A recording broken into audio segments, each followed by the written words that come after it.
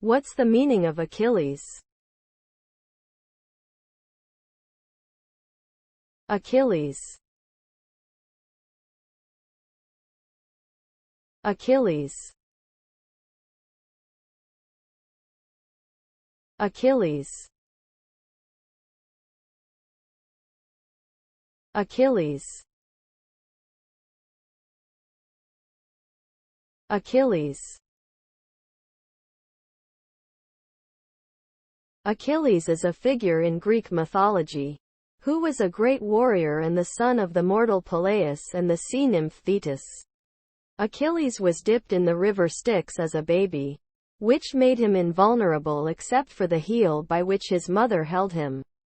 Achilles fought in the Trojan War and was killed by an arrow that pierced his heel.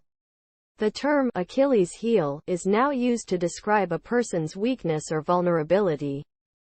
Briefly, Achilles was a Greek hero who was invulnerable except for his heel.